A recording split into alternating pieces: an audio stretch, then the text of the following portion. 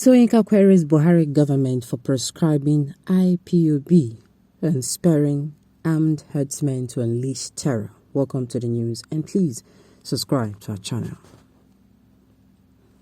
Soyinka wondered why the federal government was yet to ban a cattle group, Miyetti Allah, why it had already proscribed the indigenous people of Biafra, Ipob. Nobel laureate Prof.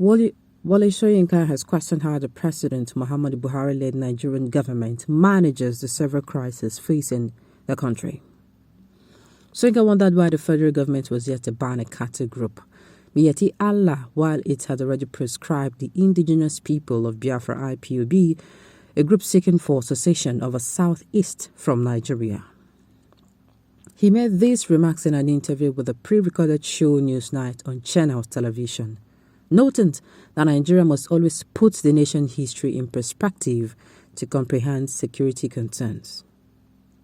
He said, "My temperament does not accept that anyone should chase me out of my God-given earth. So it is a temperamental thing as well. The idea that you can unleash terror on me because you want my little patch of territory or you want my soul, that is, you want to subjugate me, you want to turn me into a slave. Well, I will sort that out first. And then I'll make up my mind whether I want to leave. So each outrage, unfortunately, has the opposite effect. Whether the outrage is taking place in Benue, Kaduna, or it is taking place in Owo, or whether it is taking place here on the Ogun State border. We have also been subjected to this lunacy of the subjugation mentally which some minority people hold. And I find it very difficult to accept to be chased out of my own entitled portion of the earth. Many people just either do not know the history or do not understand the purpose of history. And then there's a different group also who are very selective about history. They know how to distort or misuse history. Take for instance when the incursion of the Fulani Herdsmen began and the Miyetti Allah. The spokesman said, I think it was in Brno. We once ruled this place and we can take back our land anytime we want. I remember that statement. I have never forgotten it. In the midst of this trauma, of the trauma of these people, somebody comes gloating and then citing selective portions of history. I said this person should be arrested and locked up. Who says he wants to repeat his history of conquest? He's admitting either knowledge, before, after, or support. Anyway, it's not there anything like hate speech anymore. Why are you prescribing Ipob without prescribing Miyetti Allah? For the first time in a very long while, Wole Soyinka has spoken up about one of the things that is causing the insecurity in all the regions. There is no way you can talk about the insecurity going on in the south is that you won't talk about the security going on in the northwest, northeast, or north central, or any part of the country as well. And it is a very good question we have to look into ourselves. You know, I will keep saying it, this indigenous people of Biafra, this Ipob, or permit me to use the word, this Biafrans, anytime they come outside to give a complaint, you know, there are people who do not know the genesis of their complaint.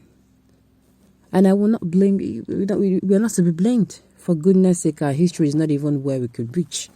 Our history has been hidden away, tucked away somewhere. It is until we seek to get this whole story, we will not understand it. So for the first time in so many years, somebody is coming out to ask, why have there been killings going on in the north? And these people are yet to be prescribed. And then, but the indigenous people of Biafra, those who were purposely spiked, it's just like your neighbor's son. You know, you quite know that your neighbor has went out. You saw your neighbor went out or go out or drive out or whatever. He just out is in that statement. And then you go and you start, you know, to do things that are a norm. You should not. And if the towels turn on and get maybe to lash out at you due to your anger, you go and tell your neighbor when he's back that, oh, your son is quite insultive or this or did that to me and that. And maybe you've been having issues with your child before you know you just pick sides with the neighbor and you just put it in your memory that your son was this and that and he's now joining bad gangs and this and so he's now disrespectful without getting the whole story of what happened. I have said it before and I will keep saying it again and again and again, that the indigenous people of Biafra, in fact, not just the indigenous people of Biafra, the history of Nigeria, when we finally lay our hands on the real history, not anybody's version, what actually happened, I tell you, we are going to apologize to each other because we'll see that we have been fooled. That is what I strongly believe in. We'll see that we have been fooled. This question, the federal government is supposed to answer. Why is the indigenous people of Biafra, why are they being proscribed when people who go ahead killing people on a killing spree, like these people kill for a living? They go around, they kill male, female, children, both unborn and born.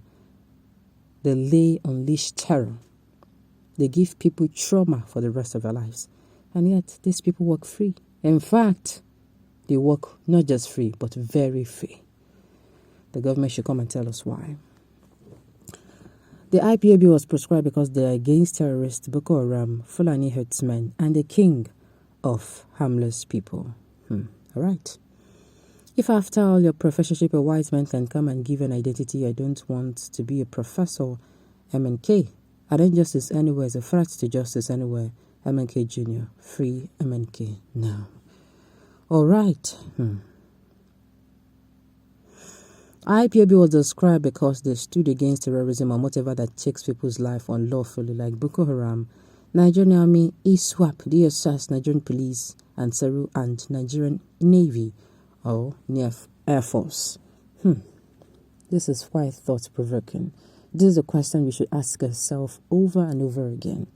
Yes, because like I said, anytime you hear these indigenous people of Biafra or you hear the Southeasterners say, they are being marginalized, you should ask yourself, these people cannot just be complaining. Like, okay, let me use this scenario. There's this young girl that's, she does cry sometimes whenever her mother takes her to school. But on this particular day, she was crying non-stop. And the mother, that's what she did cry before now. I just want to drop her off so that they can dash to work, so I won't be late for work. And she dropped her off. And the teacher noticed this girl was crying and pulled her close and she was pointing at her shoe, at her leg. Okay, the teacher now, took her time to, pulled out the shoe patiently. And voila, what she found on there was a scorpion, a little scorpion that had been stinging the girl ever since.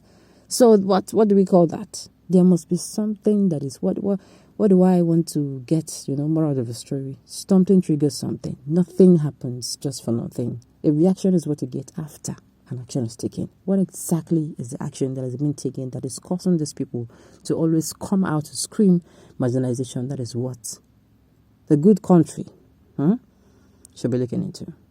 All right, on this note, we've come to the end of the news. We say thank you for tuning into it. Listen until I come your way next time. Enjoy the rest of your day.